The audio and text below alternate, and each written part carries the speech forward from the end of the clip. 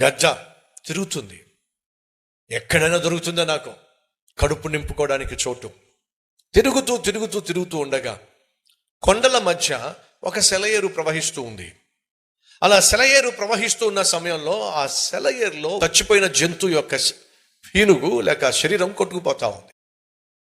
అది తిరుగుతూ తిరుగుతూ తిరుగుతూ అమాంతంగా తన కళ్ళ ముందు కుళ్ళిపోయిన ఒక జంతువు కొట్టుకుపోతూ సెలయేరులో కొట్టుకుపోతూ ఉంటే, ఆహా, కన్నులు చెప్పండి పండగ. అమాంతంగా ఎగురుతున్న గజ్జ ఆ కుళ్ళిపోయిన శవం మీదకి వచ్చి వాలింది. జుర్రుకుంటుంది జుర్రుకుంటుంది జుర్రుకుంటుంది. ఆ కుళ్ళిపోయిన మాంసాన్ని తింటుంది తింటుంది తింటుంది. కొండల మధ్య ప్రవహిస్తున్నటువంటి సెలయేరు గనుక ఆ సెలయేరు ప్రవహిస్తూ ప్రవహిస్తూ కొంత దూరం వెళ్ళిన తర్వాత ఆ కొండల పైనుంచి అమాంతంగా లోయలోకి ఆ నీళ్లు పడిపోతూ ఉన్నాయి. దాన్ని మనం ఏమంటాం తెలుసా? వాటర్ ఫాల్స్ అంటాం. ఏంటది? Water falls.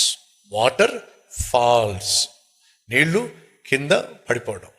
ఇది జంతువు మీద వాలి ఎంత తినాలో అంత జురుకుంటూ జురుకుంటూ తింటూ తింటూ తింటూ ఉంది. స్లోగా బరువు పెరిగిపోయింది. తన కాళ్ళు ఏమో ఆ జంతువు పేగుల్లో దిగబడిపోయినాయి. ఇంకా తింటూ ఉంది, ఇంకా తింటూ ఉంది. కళ్ళు పైకెత్తి చూస్తే అమాంతంగా ఆ సెలయేరు కాస్త లోయలో పడిపోతుంది. అర్థమైపోయింది గద్దకి, ఈ పీనుగును నేను విడిచిపెట్టకపోతే దీంతో పాటు నేను కూడా ఆ లోయలో పడిపోతాను, ప్రాణం పోగొట్టుకుంటానని అర్థమైపోయి ఏం చేసిందో తెలుసా? వెంటనే లేవాలే అని చెప్పి అది ఒక్కసారిగా రెక్కలు చాపి పైకి ఎగిరే ప్రయత్నం చేసింది. కానీ ఎగరలేకపోయింది. కారణం ఏమిటంటే తన 2 కాళ్ళు గోర్లు కూడా ఆ జంతువు యొక్క చచ్చిపోయిన జంతువు యొక్క పేగుల్లో ఇరుక్కుపోయినాయి. ఎంతగా పైకి లేవాలి అని ప్రయత్నం చేస్తున్న లేవటల్లా, బయటికి కాళ్ళు రావటల్లా, బ్రతకాలే ప్రయత్నం చేస్తుంది. ఎంత బ్రతకాలని ప్రయత్నం చేస్తున్నా తన వల్ల కావటం లేదు. కారణం ఏమిటంటే ఏ పీనుగు అయితే తనను ఆకర్షించిందో అదే పీనుగు ఇప్పుడు తనను ఏం చేసింది? బంధించి పడేసింది.